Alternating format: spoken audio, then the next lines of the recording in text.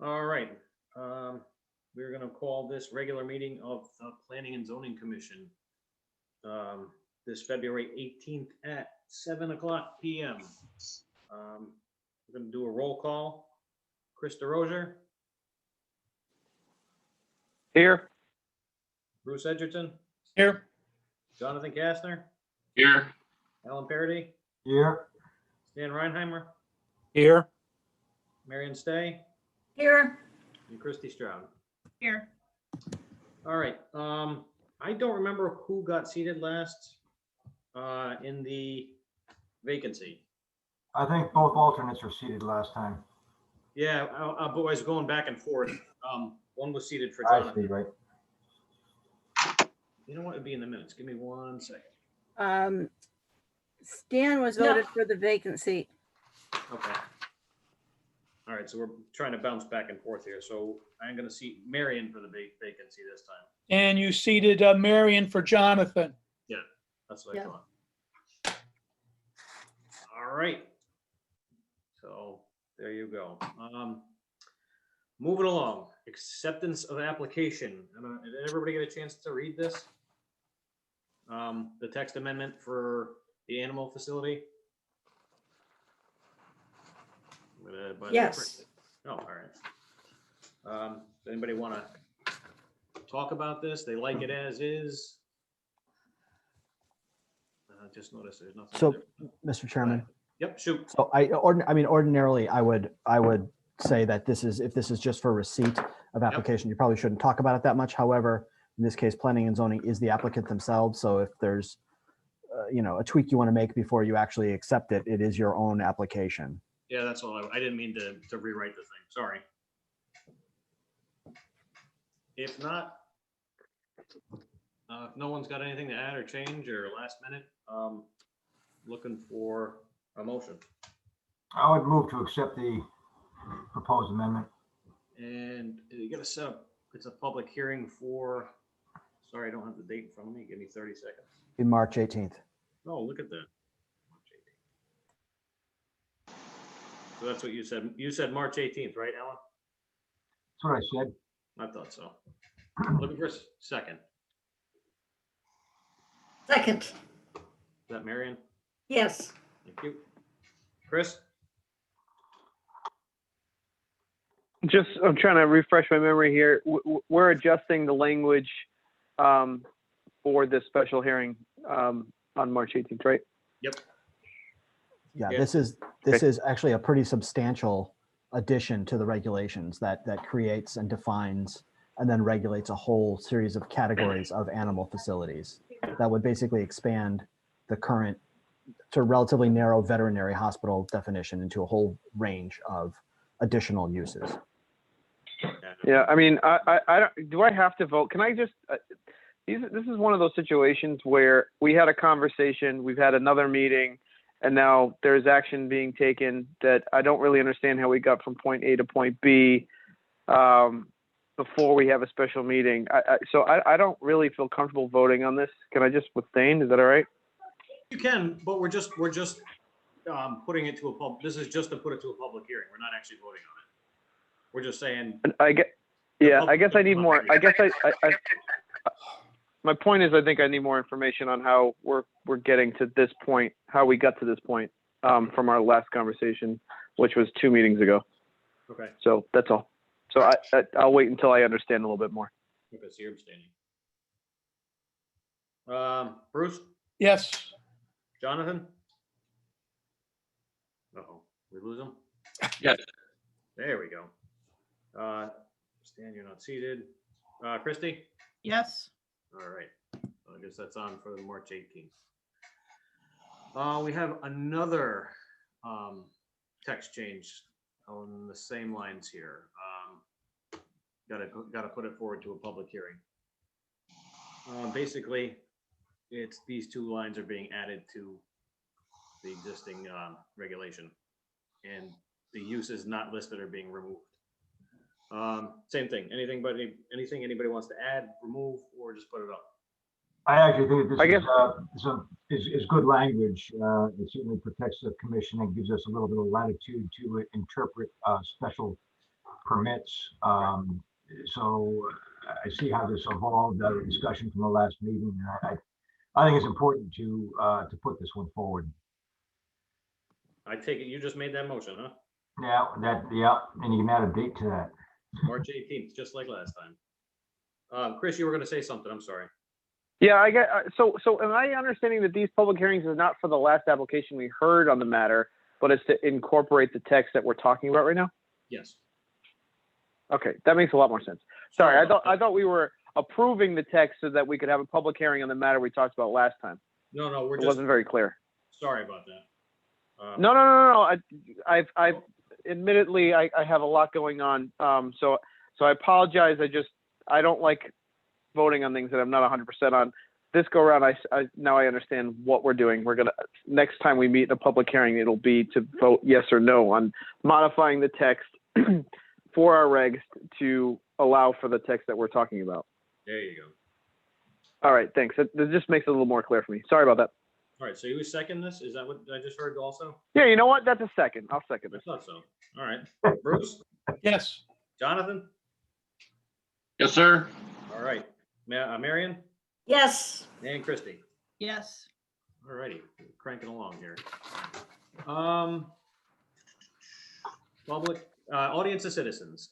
This is where anybody from the audience who can discuss whatever is not on the agenda that they gotta get off their chest. Is there anybody here for that? All right. Hearing none. Moving on to public hearing. We have none. Approval of minutes. Does anybody have a chance to read said minutes? And if so, looking for a motion or. I make a motion that we accept the minutes as distributed. All right. Second. Marion's right on top of it. Chris, Yep. Jonathan, Sure. Alan, Yes. and Christie. Yes. All right. Moving on. New business, informal discussion for a subdivision / rear lot at 60 Spring Street. Kevin Lauder.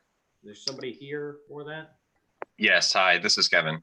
Hey, let me see if I can get this on the screen.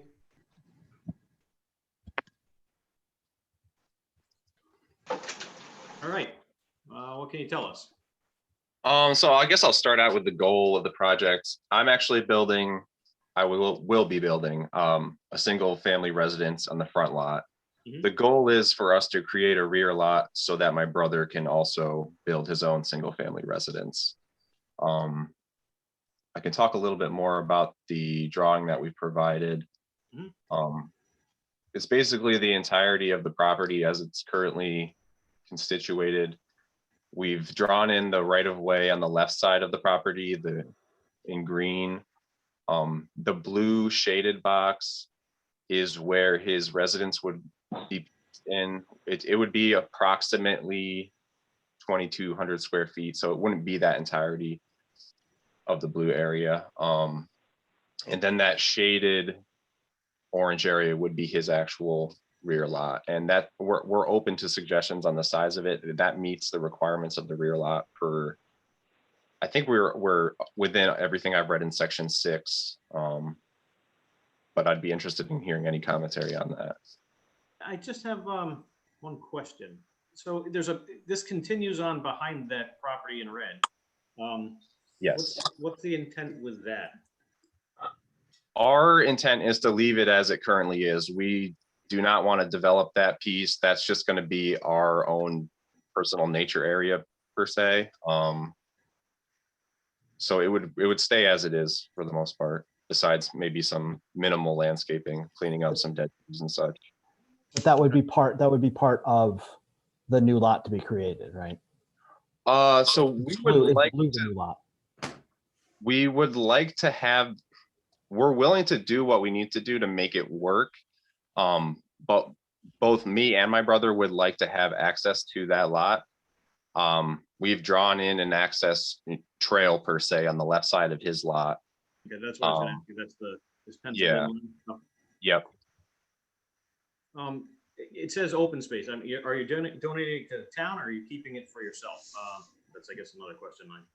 We're planning on keeping it, but we have no plans to build anything on it. And I would note, Mr. Chairman, Yep. that if this is, you know, a transaction between family members, immediate family members, they would not be subject to any kind of open space requirement because there is that exemption in the statutes. Yeah, I saw it and I said, I wasn't Right. sure. That's If they were to come back in the future for a lot, could they do that? I mean, they would have to obviously meet all the requirements at that point. You know, on the open space, Right. they would have no frontage, and I don't think, right, the right of way only looks like it serves the lot. Okay, yep, that's right. I'm sorry, yeah. So that, okay, unless they built a road and that obviously isn't gonna Right. work. I mean, all seems reasonable to me. So it would require, because it's a rear lot, it would require both a subdivision and a special permit simultaneous. Okay. Is So it- if that if the open space lot does not have a right of way to it, would it still be defined as how would that be defined? Just out of curiosity, because it becomes completely inaccessible unless there's a designated right of way across I guess the second, the flag lot. Yeah. Is that correct? I think this penciled line is another right of way. Just, I mean, it's a walking, let's call it, like, for lack of scale here, let's call it a 10-foot easement up to the rear property. We Well, I- intended, sorry, What were you saying? I'm sorry. we intended it to be a non-vehicular right of way. Mhm. Is this gonna remain part of the red lot here? And just be like a conservation easement, so it's restricted for building? I guess that's what people are looking for, a little more info on that. Yeah, I mean, we're fine with doing what we need to do in order to make it work. Like if we have to, I don't know how that works, but we're fine saying that we're never going to build there. We have no intentions of building there. Neither of us want to turn it into a building lot at any point.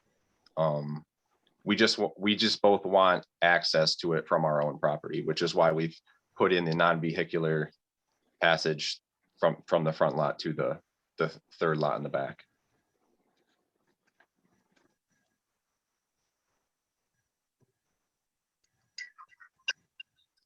I always question that stuff. I mean, I guess you could, because it has that smaller right of way. You always worry about, just because you don't want to do it in the future, somebody else buys it and they may want to do something. No, I agree. Yes. So, but I mean, with that little access, they wouldn't be able to. Is that, what was the intent of that? 5 feet, 10 feet? Again, just out of curiosity. 15. 15? Okay. Our other question was, I know from the subdivision regulations that's the definition of subdivision is from 1 parcel to 3 or more. Mhm. Obviously, we'd like to avoid doing a subdivision if possible. We'd also, if possible, like to avoid doing a site plan, but we're willing to reconfigure things in order to make this I guess the best way to say is the easiest we can for ourselves. Yeah. Because we're just looking to make 2 single family residencies and we want to minimum. Would it be a consideration to break this into 2 lots instead of creating a third lot that has no access, that you have the front lot has a sliver of property that brings you to half of the back portion? And so you're splitting it into two lots as opposed to kind of I can't think of the right phrase, but essentially you're kind of abandoning some property in the back that is has no it doesn't have the ability to be turned back into a building lot. You have you and your brother would have use of it in in kind of a gentleman's agreement way. But whereas it doesn't go with one or the other, it becomes a little bit ambiguous. But you are breaking into 3 lots, so that becomes a subdivision. If you split into 2 lots, so that there's kind of split it half and half in the back, so you've got a guaranteed access. And maybe more than just a, walking path. It's just a consideration, in terms of definition of what that back parcel is, that you would have, you would each have use of half of it. You maintain your gentleman's agreement, kind of family agreement in shared use of it. But in the future, it becomes a little bit less ambiguous as to what can happen with that parcel. Okay, that makes sense. I mean, hypothetically, if we were to do something like that, where we just split the back and made a sliver from the front, and then we're only splitting into 2 parcels, I guess if we were able to get the setbacks to work and get everything to work from that perspective, is there the potential for us to get a waiver for the site plan and provide a plot plan instead? So I'm just gonna throw this at you. So if you're just splitting it into 2 lots and this hasn't been split before subdivision regulations, if it hasn't been done before that, you literally just bring the map to Mike or John. They make sure that it meets the lot area, and then you can file it and split. Okay. Then you'll need a site plan to build your house and all that stuff, but that's the easy way around that. Just if you split it into two parcels and they conform, you can do that. Okay. Now that I've said that, I gotta ask, John brought this up. It's a special exception for rear lots. Yes, that's right. So I just, all right. Guess I don't. Well, now you're making me wonder. I was very confident until you said that. Yeah, I gotta double check. Yeah. You guys can throw other questions at him while I read this.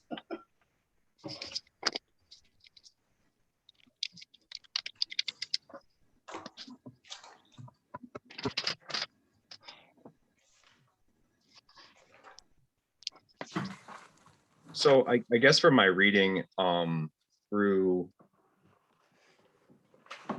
if we get it pre-approved, I guess my question is, what is the definition of a pre-approved rear lot? Because at what point is the lot approved, and at what point can we then go through the process of possibly providing a plot plan instead of a site plan, just as it's, and then in this, I'm specifically referring to like 8.1.3.1, which is page 99 of the code. Sorry, Tony, it's actually a site plan, which is a commission approval in the R80 and R60 per 4.10.49. So it's a commission review, but not a special permit. It's a site plan. Right. I'm just double checking the subdivision regs too. 50%.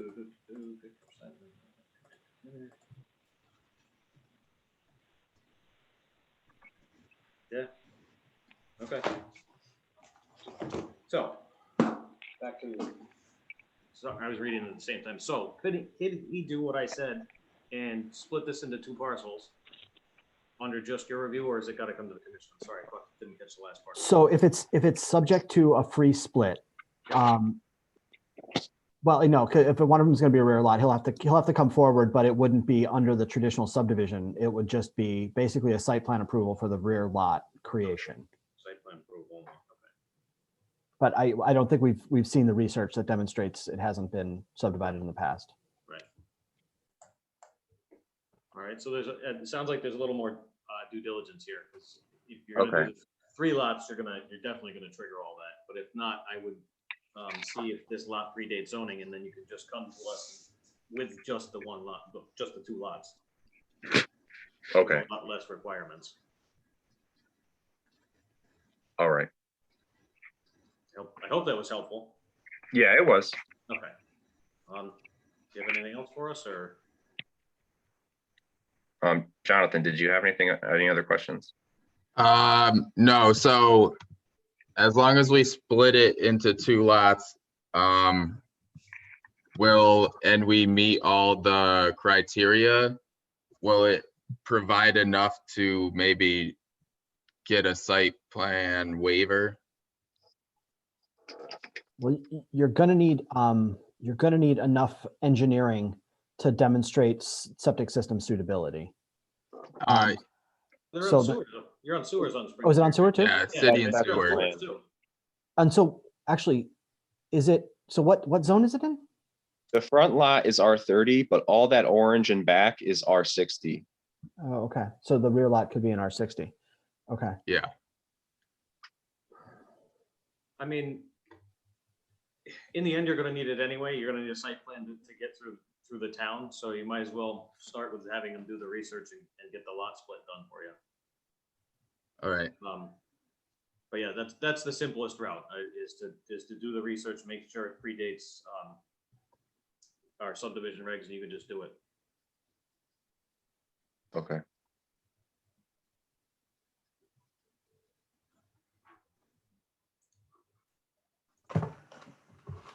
You guys don't have anything else? I think you got a clear path. Yeah, Could I you- think that's it. Could you Sorry. just refer me to the actual section in the code for that, the familial split that you mentioned earlier? Is it actually in her, or is it a state statute, John, or is it actually in here too? Hold on. It is in the state statutes, but let's take a look. John's usually quicker at finding this stuff than I am. Rear lots, alternative subdivisions, open space, so section 58. 58.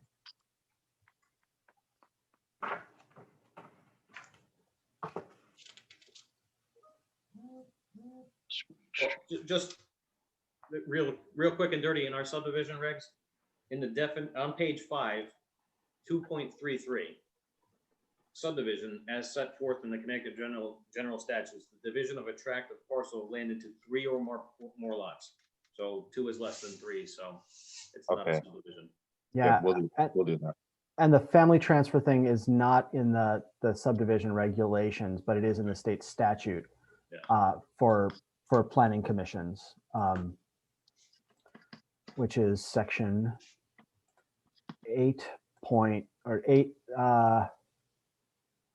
8-25.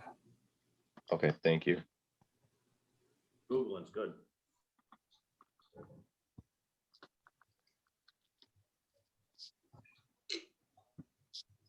All right. You guys all set? Yes, thank you. Yeah.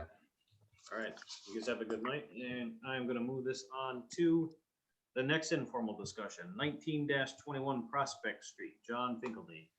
Is there somebody here to discuss this? All right, I think this happened last time too. Yeah, No worries. Moving on to C, informal discussion, 61 Main Street, Kevin Teskey. Somebody here to discuss this one? Yes, hi, I'm Kevin Teskey. Hey, So I called the other day. I spoke to John. My closing date for this house is actually next Friday. I'm moving into 61 Main Street next week. I am looking to, I don't know if you guys know the property or not. It is in definite need of restoration. It's an old Victorian. I want to restore it to how it was in the past. But I work at EB, so I'm not exactly like flowing with cash all the time. So I would like to fix this in a timely manner. So I would like to add another unit to the house so that I can renovate it faster. Because I want to make it nice in general, and I don't want it to take like 15 years for me. So I'm looking for ways for that to be possible. and so this is in the general commercial district. is this the right, I'm sorry, John, is this the right house or is it the one down the street? That's the right one. Okay, It's in the general commercial district, and in fact, residential of any type is not allowed in the general commercial district. So needless to say, a two-family or an accessory dwelling unit is also not allowed. And so, either, either the answer is no, or the answer is we can look at potentially changing the regs to accommodate existing residential structures. So, So this would be a non-conforming use, correct? It's existing non-conforming. It is a residence. It has been a residence, and Mr. Teskey intends for it to continue to be a residence. I don't think the zone changes as you go down the road because the house next door to it is a multifamily, if I remember correctly. Yeah, that is the same zoning. Right, and I think going the other way is too, if I remember. Yep. Right, so you're pinched in the middle of two multifamily homes and you're not allowed to do it. Right. Okay. Is there a reason Actually, their driveway. historically? I'm sorry.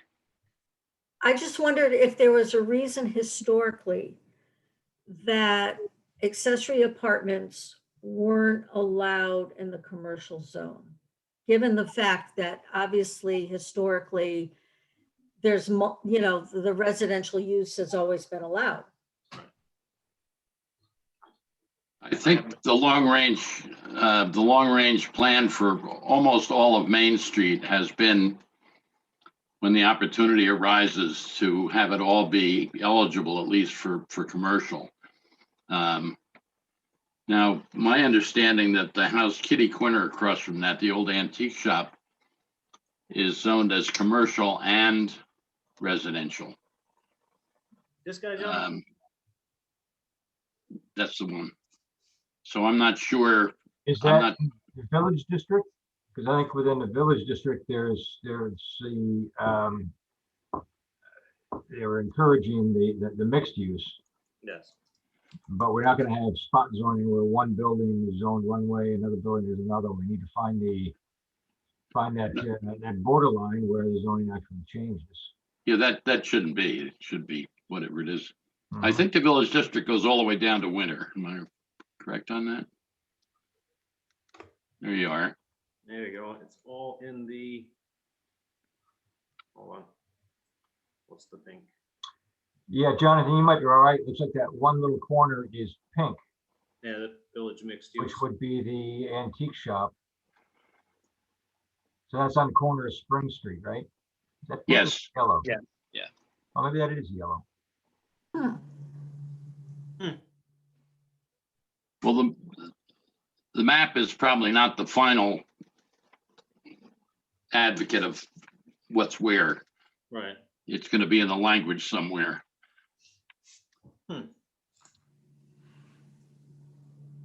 And you, I'm sorry, you were in the mixed, what zone were you in? I'm sorry. This is general commercial. General commercial, thank you. Yeah. And that's not allowed in that zone, what the neighboring zone is. Oh, that's all yellow. And the yellow is general commercial? Yes, yeah. Huh. Right? But residential is allowed if it's been an existing use? Must be. It's non-conforming, correct. Right. It's allowed Okay. it's allowed to continue, but you can't establish a new one. Okay.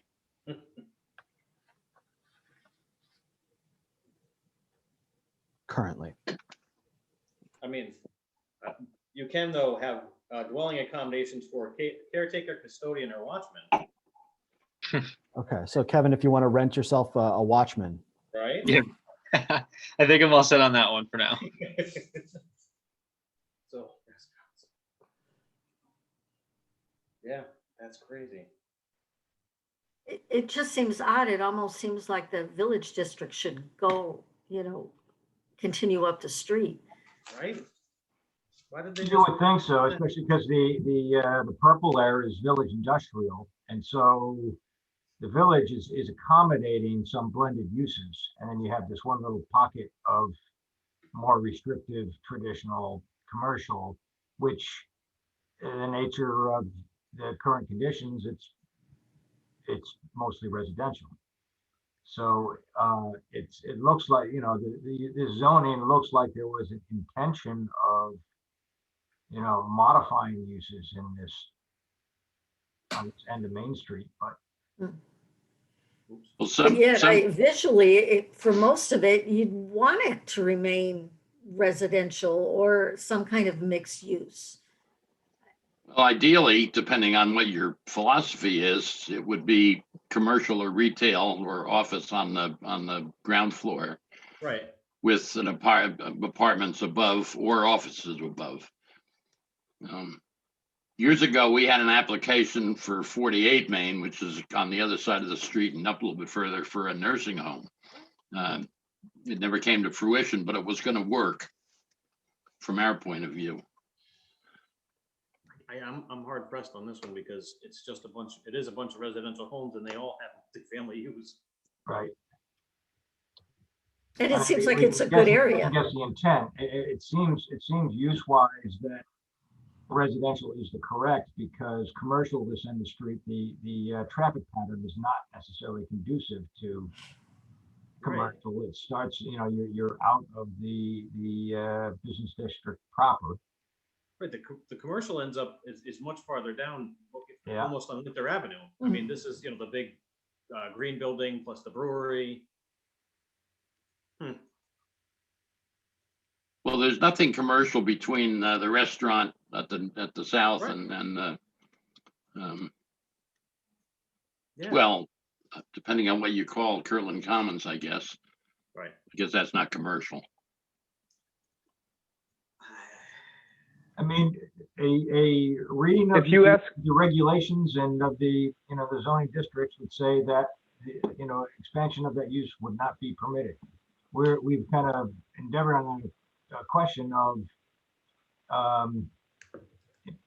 was this the appropriate designation for this portion on Main Street? And I think it's again, a much bigger issue, and we have to look at the history of why this exists, as opposed to just saying, you know, let's revert. So I agree. I think it opens up a lot of questions. I agree, but yeah, I mean, Alan, I'm looking at the zoning map, and I'm trying to look at other sites in Deep River that have the same zone to see what is in comparison, because it almost looks like this is a mistake, because I don't see how this is a general commercial area in Well, Deep River. I mean, I know think it's zoned what that way, happened, but this was a continuation of a commercial zone down Main Street. And then when we entered into the designation of village districts, the village district kind of, village commercial ate up all the yellow. And this was a remnant of that, because they didn't bring the village district down this far. So, you know, we'd have to go back to Nancy Fishback and the folks that were involved with the discussion to find out, you know, what the logic was and the designation of the village districts. But I suspect that that's just a remnant of what the commercial district was, which was Main Street from. I think I agree with you, but I got no, I mean, look at what's going on in the zoning map, though. I mean, I see no other commercial district other than to the very south portion. And if you look at how that's developed, it's a complete different fabric than what you're describing. And I understand we're basically just trying to figure out why it's zoned this way. But I mean, who determined this zone and why it's this way? I think that's the question we need to ask. Is it zoned appropriately? It was determined after at least 3 and maybe 4 public hearings in which we invited neighbors, different groups of people to explain. Jonathan, to zone existing residences as commercial? Well, I guess I don't follow. I can't explain that. I can just tell you that it was a lengthy and careful, maybe not careful enough process, but there has been this aura of the entire Main Street. You know, you start at the south at the industrial park, eventually being available at least to retail or commercial use. So what can we do for Kevin? I think I have it right here. So if our regulation passes and it says notwithstanding other prohibitions in these regulations, the commission reserves the right to determine whether a proposed use that is not specifically permitted is substantially similar to another use that is permitted by these regulations. If the commission makes that determination, the proposed use may be permitted via special permit. So if we pass this next month, he could come in for a special permit if we decide that that fits. Okay. Does that sound reasonable to everybody? Ugh, that's, ugh. I think that's a different read of the intention of that language. Well, that's why I brought it up. Could you read the language again? Yeah. Notwithstanding other prohibitions in these regulations, the commission reserves the right to determine whether a proposed use that is not specifically permitted is substantially similar to another use that is permitted by these regulations. If the commission makes that determination, the proposed use may be permitted via a special permit procedure.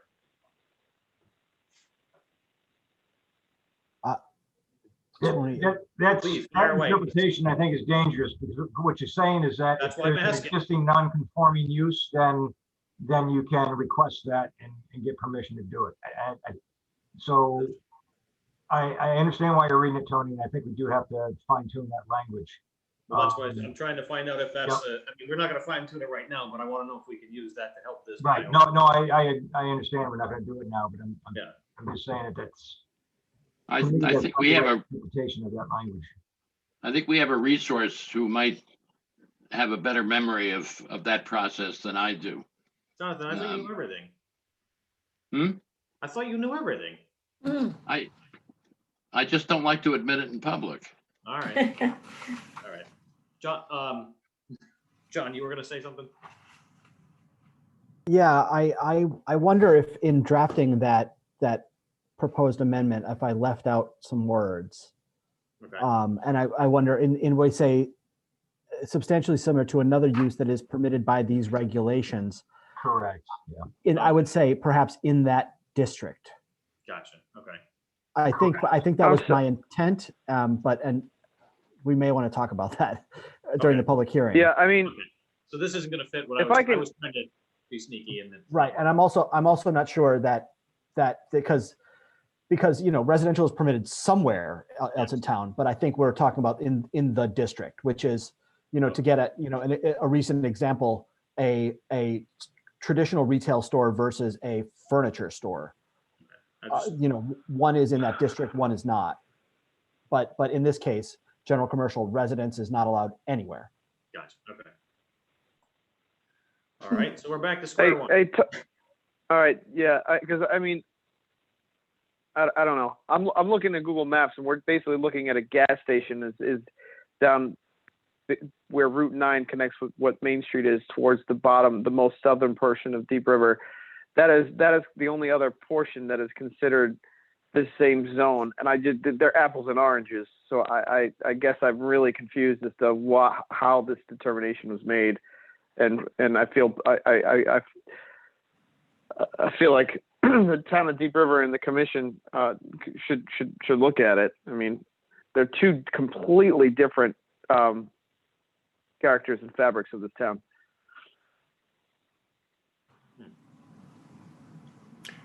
And personally, I don't think you'd want, a small retail, kind of strip mall in that area. It's kind of a nice introduction into the town.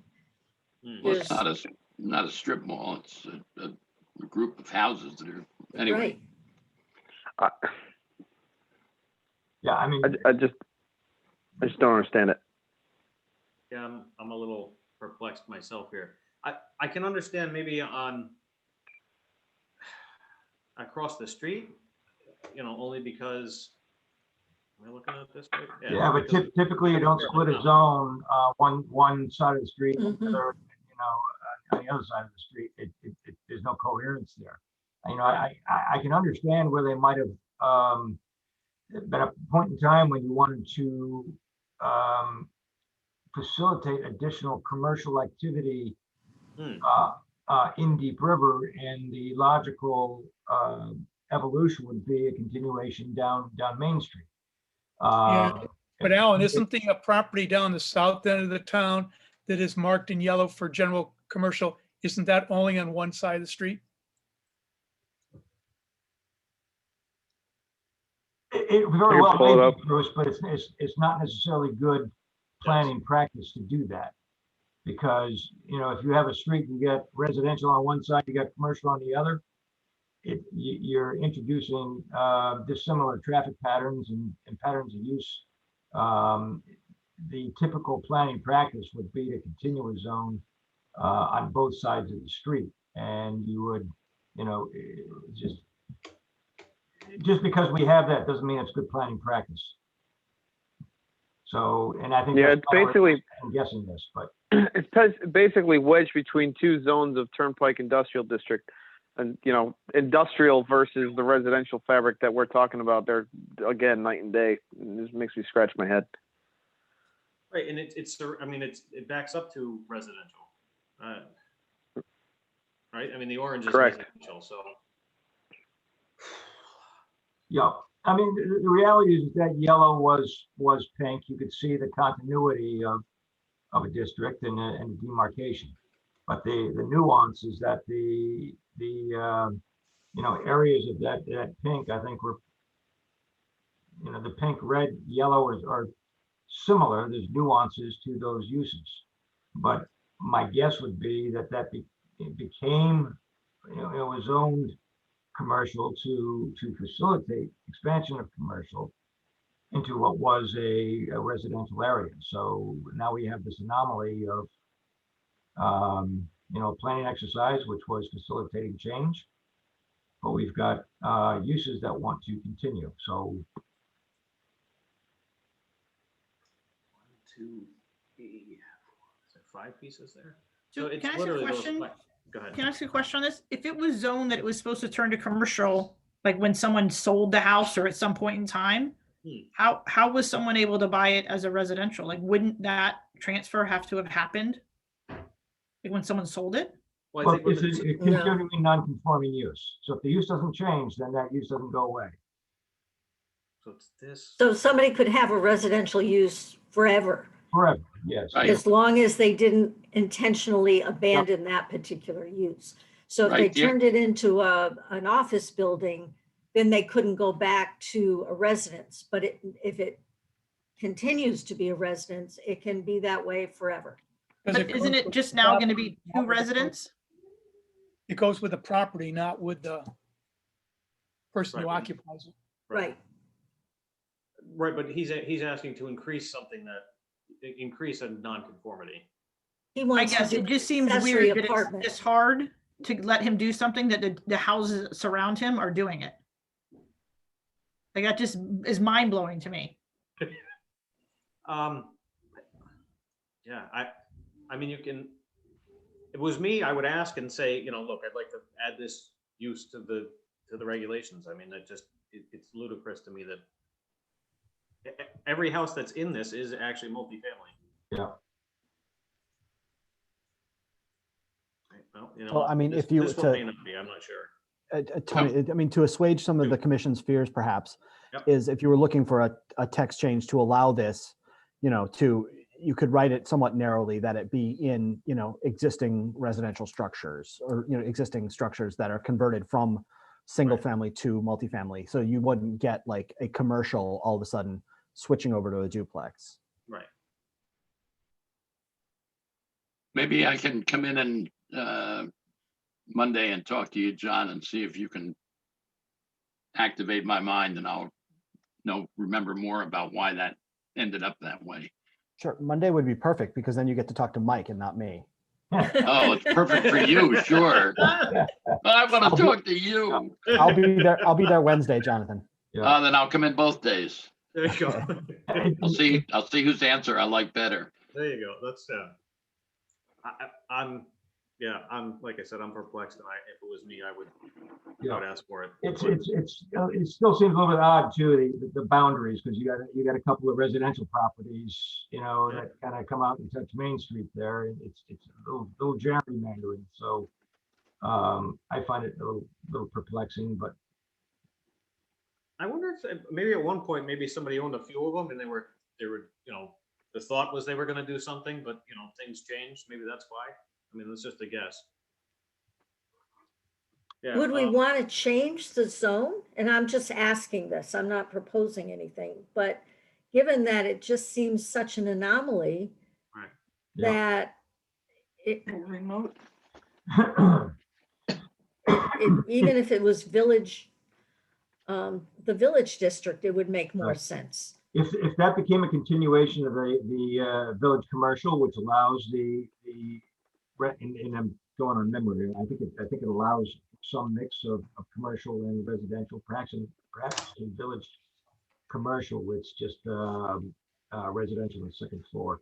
But I get it. If there was a continuation of more of a mixed use scenario, it seemed to be in keeping with the planning intent. Might have been.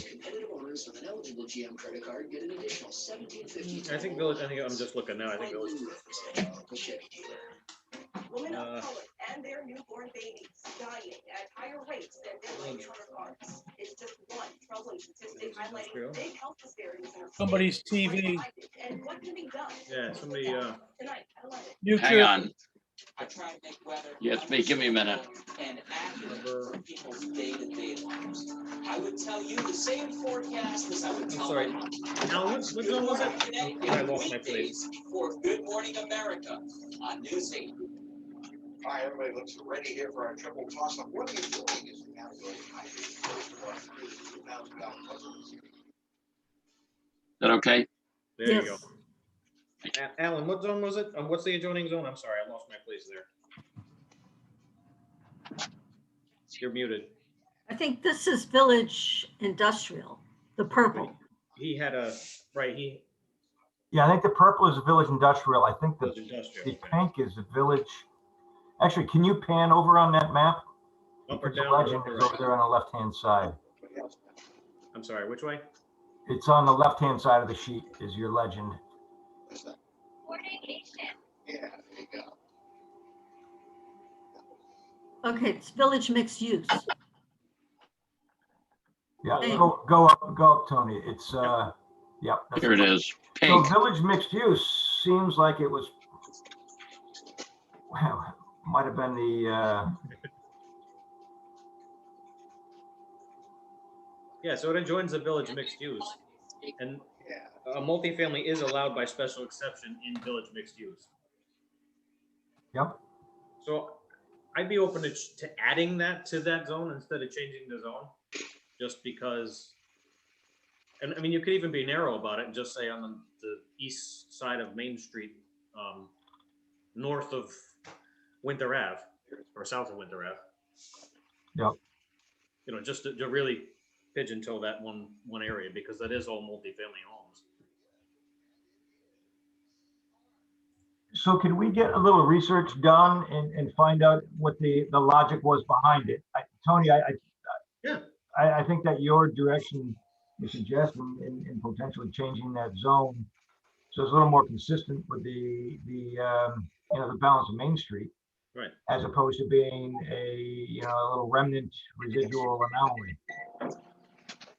Yeah, I mean, he's got nothing in front of us now anyway, so yeah, a little more research is fine. Yeah, we can look into it. And if Jonathan has anything or anyone else with some historic knowledge would be useful. Okay. But I mean, ultimately, it may have some relevance why it was changed in the past, but you guys are really only responsible for determining what the plan of conservation and development directs you to do going forward. Okay, go ahead. Albuquerque, New Mexico. All right. I hate to leave you on something with no real decision here, but I think a little more research is definitely in the works here. But Okay. like I said, I'd be willing to entertain either. Is there anything I can do to help this, or? Yeah, I mean, it sounds like Jonathan's gonna ask, check with John, and they're gonna jog memories and see if there's a reason why this is like that. And then if not, like I said, I would be open to having it changed, but Yeah. Right. It sounds like everybody else is kind of open to fixing this too. So when you say change, you mean add the additional unit that you were talking about with the village zoning to the commercial, general commercial? I mean, that would be my opinion, but, you know, I don't know if you want a consensus, so we can ask everybody what their opinion is, if they want to change this. Right. I was trying to understand the idea. That's probably, I mean, you guys mind giving a consensus, so just run through and see which way you guys are leaning? That we're not leaving this guy hanging? Yeah, I would certainly lean towards looking at a change in that designation of that zone. I mean, reading of the regulations right now, I mean, it's a fairly clear answer. It's like, yeah, it's not allowed, but based on the discussion, it seems like perhaps with the existing pattern of use, it should be allowed. So I think it's very logical. Okay, so you just want to add it to that, the existing zone instead of changing the zone? That's what I'm trying to feel out here. I agree. Okay. Everybody else? Anybody else? I could either go to changing the zone to allow it or to change the regulations to allow it, either or. All right. Anybody else? I'll see what I can find historically. Okay. Yeah, I think you're good with the, you know, the reg change, which, you know, easily, but if you came with the zone change too, I don't think anybody would hang you out to dry for it, so. I think we could find a way to make it work. Right. So Kevin, if you want to reach out via email or call next week, we can strategize. Great. Yeah, I'll absolutely do that. Thank you very much. All right. Good luck, Kevin. Yeah, thank you. All right, moving on to old business, discussion of bylaws and possible action or adoption, or let's start with the discussion.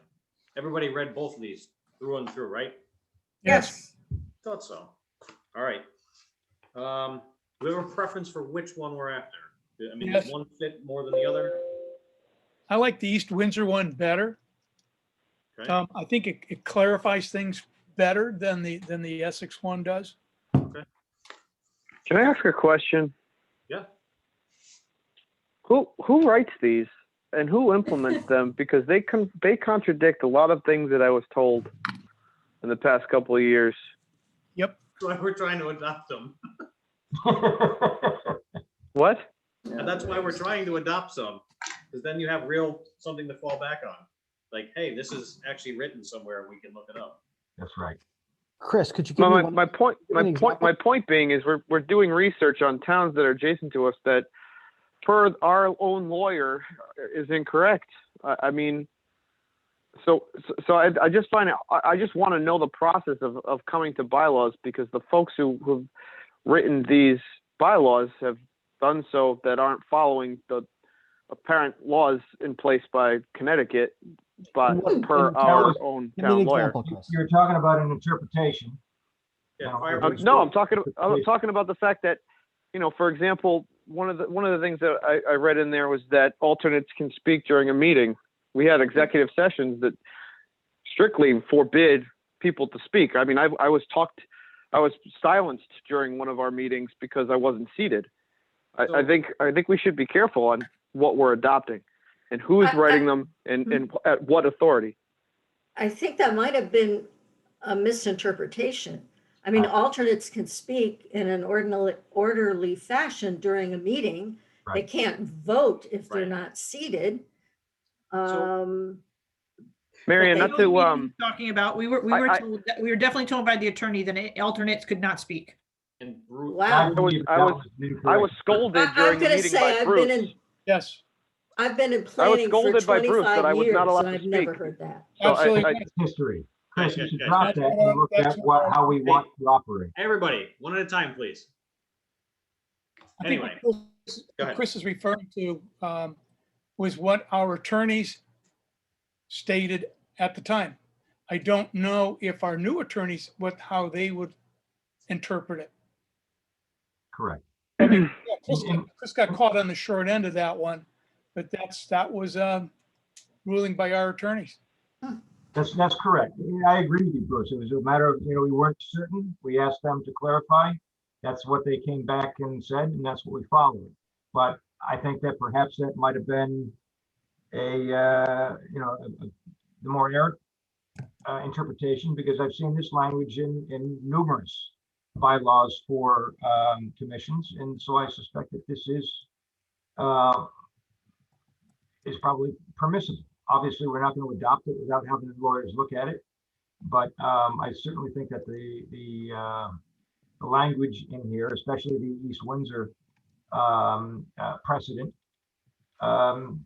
would be a very good starting point for us to establish some bylaws and establish some operating procedure for us. Tony, I would suggest that you contact our new legal counsel and run this by them, because I think we want to make sure that we're going to be supported whatever way we're going to go. Agreed. Absolutely would like to forward this to them. Besides changing it from East Windsor to Deep River, I had two things I wanted to add just to throw out to you guys, if we're all on board with this set. No, I'm not. I'm very confused. I'm sorry I'm not trying to be difficult. No, but I'll ask that specific question too. There are specific things in here that I would love to know who has a jurisdiction to make us abide by them, because it seems to me that it's up to the lawyer who is under our payroll at any given time to determine whether or not it is valid. And I challenge that, because I don't think that it's proven that I don't think that's the case, because Bruce is already, backing up of what we were determining previously as far as how alternates can speak or not speak during any given meeting. I would like to understand the process before we just adopt bylaws from adjacent towns without understanding the scrutiny that they went under and where they come. Also, I would like to use this as an opportunity. Sorry, but I would like to use this as an opportunity to kind of understand some of the things that happen on this commission. There are things that I think we should clarify at the beginning of meetings.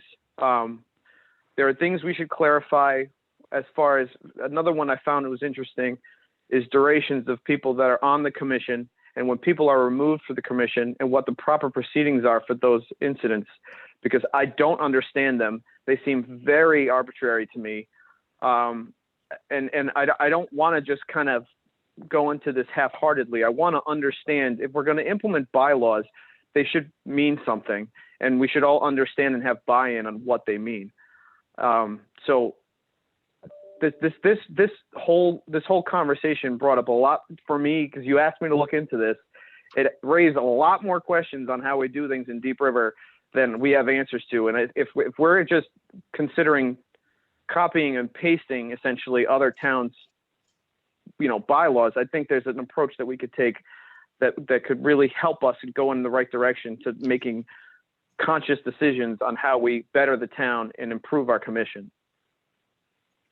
Okay, so I gotta throw this back out there. I don't think we're gonna try and adopt them tonight. I think we're just gonna say these fit better than what we've seen. Sorry, I can't hear you because someone's watching television. In the background. The potatoes are silken, they're airy, they're light. There we go. So I think the intent is to say these look like a good base. Let's get them to our attorney. We're not adopting them tonight. And maybe, it sounds like everybody wants to go through this line by line. Thank God there's only 6 or 7 pages. Oh, I lied, 11 pages. So if that's what you guys want to do, that's fine. Is the intent to go through this line by line? I think it's where we're looking for a starting point, is that this one had some basic ideas that we think that we can build on. Then we cater it to, the specifics of Deep River. A lot of what's in the bylaws is establishing the number of commissioners and the organization of it and when you meet, et cetera, and some general rules for operation. The reason I vacillated toward the East Windsor is a lot of it was the clarification of the language for participation of members and alternate members, and a pretty clear understanding of the responsibility of commissioners. And we can certainly tinker with that. And I think that's where the discussion should come in. But I think perhaps the first step is that we say this, of the two that we've looked at, and we've looked at more in the past. Right. But of these two, I think these are two good models. But then we would kick it back to John and Mike and say, can you tailor this to the town of Deep River in what we already have in place? And then we can have a line by line discussion of the nuances of, is it 2 meetings or 3 meetings? And we can talk about that and we can expand on it. But I think that this is a very good armature of, I think, what this commission was intending to get to. So we just need to Right. So, just Mr. put the Deep River flavor on it. Go ahead, John. I was going to So- throw something out there. Yeah, so what I would propose, it sounds like people are generally decent with the East Windsor set. What we can do is, yeah, as Alan said, well, first step would be, we'll send it to our attorneys for their review about appropriateness of procedure and legality relative to statutes and freedom of information, and particularly flag the section about alternate discussion, alternate participation, and then we'll send it back to you guys. And what I would ask, and Chris, specifically for you, if you could do a markup of those sections that you feel particularly Well, there's, with, and I'm not, John, there's other items in there. They say, like, if you miss 4 Yeah, Chris, consecutive that's why meetings, I'm asking you for a get the markup. boot. I don't need all of the. Where is answers the, right now. but where's, I don't understand what the authority of the bylaws is, I guess, is where I'm coming from. The commission adopts them to regulate itself. Okay. The authority is the commission. Right. Insofar as we reference or use things like freedom of information or state statutes, we are drawing upon those things that are basically imposed in terms of public notification, newspaper notification, freedom of information. Those are state statutory things. But in terms of, agenda of the meeting, seating of alternates, ejection of our own membership, those are all conditions we place upon ourselves. So I was going to throw one of these out. So a big one for me was, so when I first got the chair, it was mid-meeting. We switched from one chair to the other. And I mean, that is, so you get elected, you get picked to be the chair, and you just got to jump in, feet first. So this spells out, hey, your term isn't actually over until the end of the meeting, and the new person takes over the next meeting. Things like that. There was another thing I was going to throw out here. I mean, I have changes that I'd like to add to this too, but I'm not going to go all through it. Like the membership, we have an ordinance that defines that, so the membership has to be the same as what our ordinance says. It can't be what's in here. So there are things that have to be changed.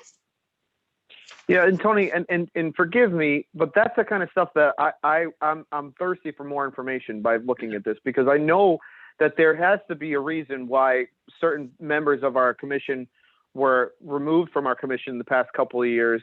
That's over my pay grade. I don't really understand it. Like, so maybe that ordinance gets to that. But how can we structure, what it is we're trying to put out there? I just feel like there's more information that Deep River has to have on file right now that we can work to at least use to work to put these two together. Because we're not East Windsor and we're not Essex, and we have our own culture here. And we have our own ordinances like you're talking about. I just, to have an intelligent conversation about this, we should understand all the parameters that are touching what we're deciding upon. That's all. It seems a little arbitrary to just submit in a vacuum.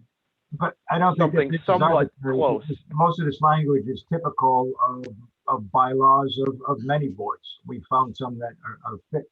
But we should also be careful about what we're referencing here, because no commissioners have been removed in recent history. We've had commissioners that were not reappointed. Right. So we need to be careful what we're comparing here and what we're trying to build into these bylaws. Yeah, and again, forgive me, but maybe I don't understand the process of people that have been reappointed for years and years and years, and people that are not afforded the same opportunity. I just don't understand where the decision is made. And maybe that's part of our bylaw definition. I don't know. These are the things that I don't really understand how this town's commission operates, we just Right. kind of meander through year by year, and the powers that be, things happen, and we just keep moving. I love the idea of bylaws so we can get something concrete written down, but I would kind of like to understand where Deep River is right now, and as far as where we've been and how we are, what's been guiding our decisions so far, versus just picking up language in other people's bylaws. History. That's History just, and precedent has been guiding. We're trying to put bylaws in place so that we have something in writing which does govern the commission. So just, I think part of it, if we swap out the membership part for our ordinance, that kind of spells out how all that happened. Mhm. People not being reappointed because they're appointed by the selectmen. Right. And that'll be in here because it's our ordinance that, it should replace 2.1. So I think once that's in there, it's legible and it makes that part understandable. I mean, I'm sure there's other parts that, places in here that the same thing comes up, like, general statutes and that. yeah, I mean, to John's point, I'm talking about like 10% or less of the content. These are really great starting points, Right. but they're not our town's culture. That's all. Like there's stuff from our town, and I don't know, maybe there should be a bylaw committee that has, a good footing and understanding on how we've gone. Like I think Bruce, Jonathan, they've been involved in this for a long, long time, and they understand why Deep River is ran the way it's ran, and they can help guide the process. For me, and I know I've been a part of this board as either an alternate or seated for a few years now, but it's still arbitrary to me. I don't know, just the way we approached this meeting this afternoon, when I didn't even know how we got to the point where we were going to have a special hearing on changing language. I don't know where we got to that decision. These are the kind of things, if we're going to talk about bylaws, I'd like to start to get some of this stuff written down so that we have a somewhat of a journal that we can keep, or some kind of document that we can go to that really paves the way for people to understand, like that. So for Marion, who just joined the commission, she can read our bylaws and say, this is how they approach it. I get it. So they're not struggling through the process, because and I'm on the commission. I can't imagine what the public thinks when we're sitting in these meetings and not even understanding our own zoning and regulations. Chris, you know what? I think, I don't know if this is finished or not, but John, you and I talked about this with Mike, and it was how the whole process works. So we had we're going to do an example of so you come in, the application package is this is, if you're doing this is what you apply for. Did we ever finish that? The one pagers? Yeah, well, no, not the one pagers with all the zoning stuff, but we talked about, Just like a how a bill becomes a law kind of thing? yeah, that kind of thing. I thought we had one of those for planning and zoning we were working on. Did we, I know we talked about it, maybe we never did it. Yeah, no, I think we looked at a couple of examples. And I think Peggy, in the land use office, there is a little brochure already about different things procedures. Yeah. I think, yeah, maybe that becomes part of this. Sure. So, I mean, we could grab that, and like I said, I think this should go to the, Bruce said it also, it should go to the attorney. They should look at it for, why we left something out. This one says regular meetings are second and fourth Tuesdays at 6:30 at the, that's not us, but, there's clearly stuff that has to be fixed, but at least have them look at it so we don't get ourselves in trouble. Yeah, no, there's certainly some fill in the blanks to be done. And I think a lot of this, if we have a kind of a very clear and basic starting point, we can certainly adopt some things by reference. If you want to establish how the meetings are run and reference Robert's rules, we've got some guiding principles. So we don't have to make this explain absolutely everything. It gives what we need is something that we can point to and say, right, how did you? Instead of engaging a lawyer, we look at our bylaws and we say, yes, you can speak in this instance. Yes, we can recognize a member of the public during a meeting, or those type of procedural things that we spend far too much time debating. I think that the intent here is we follow a precedent like these that gives us some operating procedures, and we can change this over time too if we as a commission decide that we need to operate a little bit differently, we can fine tune it. But I think we fill in the factual blanks, like the number of commissioners, the dates, when we meet and the time that we meet, and then we can call some things that aren't relevant. But clearly we need this sooner than later. I don't disagree. The only thing, well, I'll send, I don't know if it has to come up now, but I have 2 comments to go with this, but I didn't see the Freedom of Information Act in here. Do we need it? We're governed by the Freedom of Information Act, and we don't need to, we don't necessarily need to say that we are. We in fact are. Right, but we're talking about Robert's rules here, and I think this has come up once before, that the FOI overrides some of their stuff. Was the only reason I brought that up. I see. Yep. Just to drag this on for 1 minute longer. No, I think we're good. I won't drag you out. If I have more comments, I'll throw them out there next time around. So Tony, before you approach our legal counsel, it'd be a good idea if we're kind of in consensus that we like the formatting and the way the East Windsor one is set up, that a few people get together, go through it, and see what questions. There may be other things we want to talk to the attorneys about, and do it all at once. Okay. Yep. Thought. And I suspect, I think we know the folks that in fact put these 2 bylaws together, and I suspect that there's already been some vetting done. So we probably have some of the legwork done for us, but we certainly do need to run it through our own attorney and our own situation relative to our own ordinances. Okay, so we're gonna throw this back at John and make him do all the work, and then bring it back to us, and we'll make more comments. Yeah, I'll leave it for Mike. Yeah, There you sounds go. good though. That's right, he's on Monday. Yeah. Okay, but yeah, so we'll get started with East Windsor and start adding it, and then send it to the attorneys first, and then we'll get digging. Fantastic. Okay. All right, on to reports. ZEO. Okay, so a couple of things. Obviously, we were working a little bit on regs this month, doing a lot of follow-up with Allison Sloan in regards to her application. She's got a lot more work to do, even if she's coming in with a special permit, largely because she's proposing to add a building and is going to need basically another septic system, because that property is on septic. So she really needs a lot more mapping and some engineering to bring that site plan to a state where it's ready for a special exception. So that may be a month or so before we see it.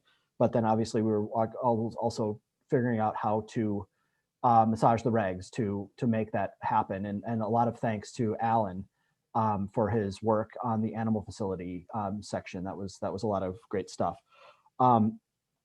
Doing some enforcement follow-up, had a property on Main Street. I think it was I shouldn't say 218 Main Street. That was an apparent commercial use on a residential property, and had a lot of back and forth the last couple of weeks with that, hoping to get that ironed out. I think some of it was misunderstanding, some of it was legitimate, commercial vehicles that shouldn't be there, that she will be eliminated. And some follow-up also on the Papusha Stevenstown Road project. Did have a conversation with the fire marshal. He's still trying to find his official report on it, but his impression or his recollection of the Labor Day fire from last year was that it was an accident and not deliberate or a business practice.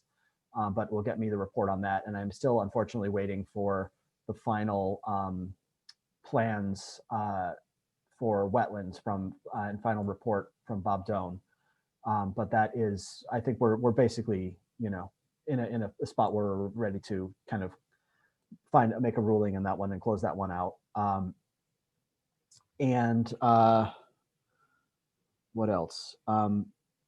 working on, again, on the steep grant. And at this point, I'm going to have to call the governor or something, because the DECD has been incredibly unresponsive when it comes to getting our steep grant underway. It's been very frustrating, although I have talked to colleagues in Essex and in Clinton who also got steep grants, who are having similar problems with DECD. So it's just I don't know, everyone's choked by red tape at the executive branch.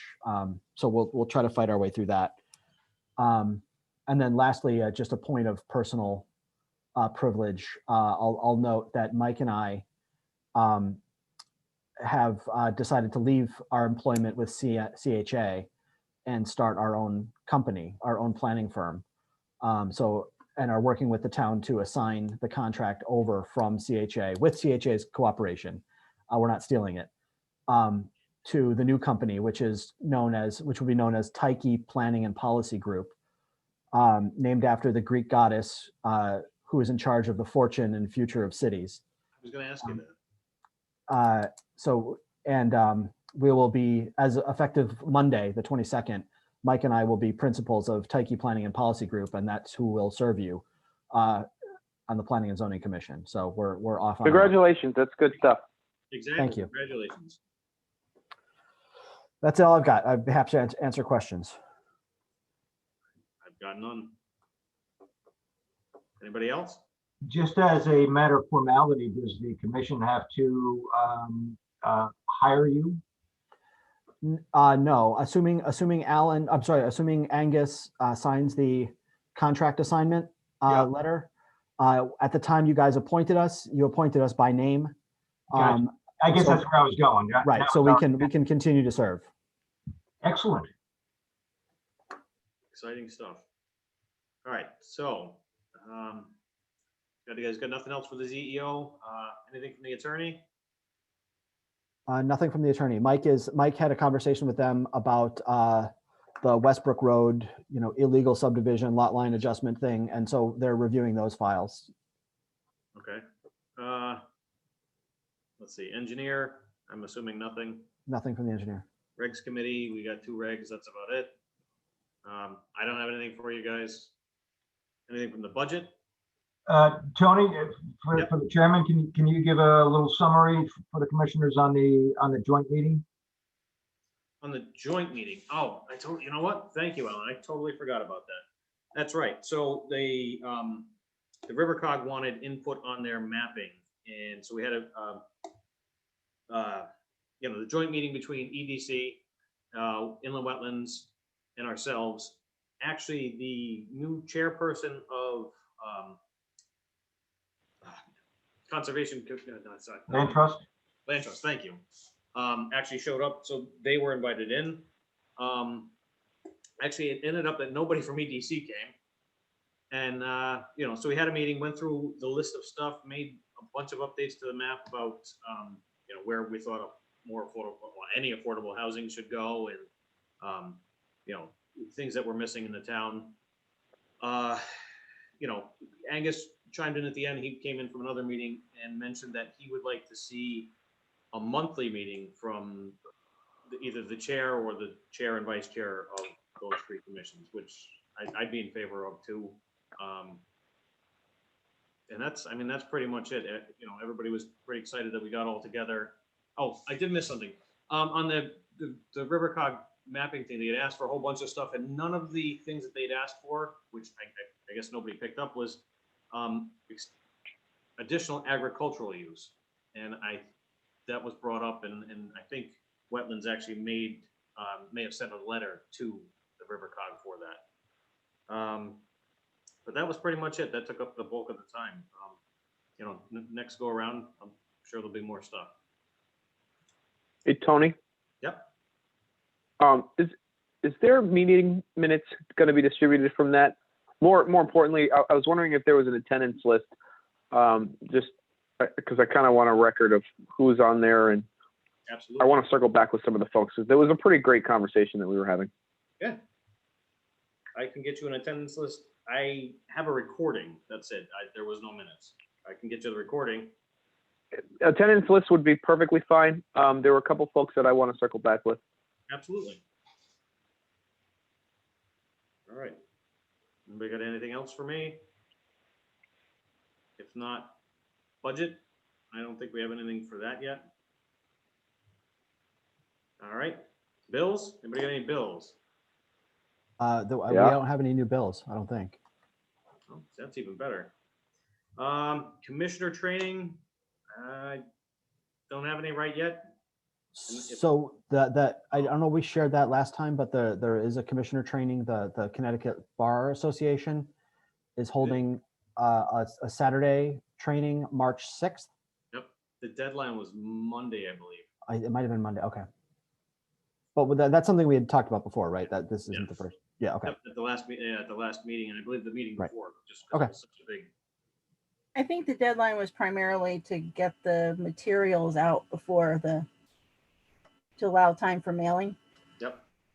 So yeah, it is a Zoom meeting, so you should be able to jump in relatively late in the game. It's not like they have to make a lunch for you. So if anyone is interested, shoot me an email ASAP.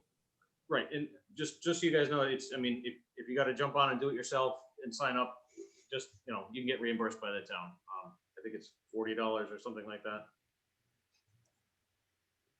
Yeah, $40. Yeah. Yeah, I know that's it for commissioner training. Just looking for motion to adjourn, unless you guys want to stay on here. Sounds like you do. Okay, All right. All right, I'll look for a second.